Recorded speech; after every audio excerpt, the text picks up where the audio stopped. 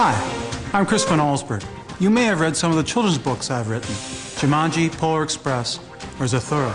In this episode of NASA Connect, you'll learn about the history, mythology, science, and math that relates to a total eclipse. NASA scientists and engineers will introduce you to a satellite that actually makes its own false eclipse. In your classroom, you'll build an eclipse simulator. So stay tuned as host Derek Wang takes you on an exciting journey, NASA Connect, Path of Totality.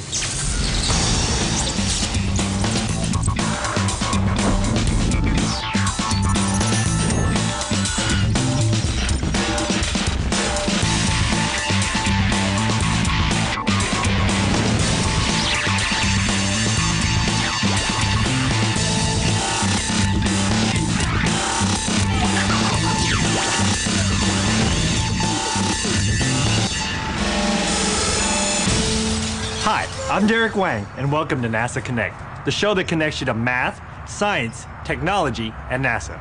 On today's show, we're going to learn about eclipses and angular size. Teachers, you'll want to make sure your students are ready for some critical thinking. When these questions appear on the screen, you'll want to pause the videotape to facilitate class discussions. Today I'm at the Museum of Contemporary Art in Santa Rosa, California. This is the home museum of Daniel Alberti, sculptor of the stars. No, not movie stars, those stars. Everyone, I would like for you to meet Daniel, who has created many unique sculptures using celestial mechanics. Celestial mechanics is the mathematical calculation of the movement and positions of the planets and other objects in the sky. Daniel even has a personal connection to the sun. Isn't that right, Daniel? Well, that's right, Derek. But everyone has a connection to the sun.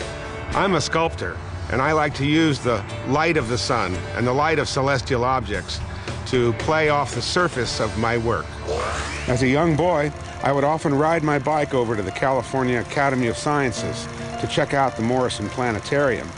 They had great shows on astronomy, and there was this fantastic pendulum which showed how the Earth rotated on its axis.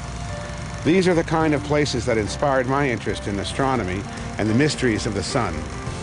Daniel, our show today is about eclipses. What can your sculpture tell us about solar eclipses? As an artist, I'm fascinated with light and shadow. I love the way light changes during the course of a day, depending upon the position of the Earth to the sun. So I began to sculpt objects that show light and shadow on their surfaces. And over here is a sculpture I recently created. It's my favorite. That's cool. What is it called? It's called a shadow catcher. This bowl-like structure focuses natural light as a dot drifting across the sculpture. Watch as the dot passes across the shadow catcher.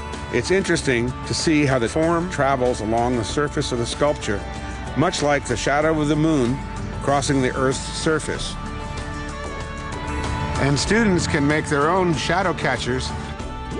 For directions to make the shadow ball, check out the link at NASA Connect website. Of course, an eclipse is one of nature's most dramatic works of art. Daniel, thank you very much for sharing your personal story with us. You're welcome.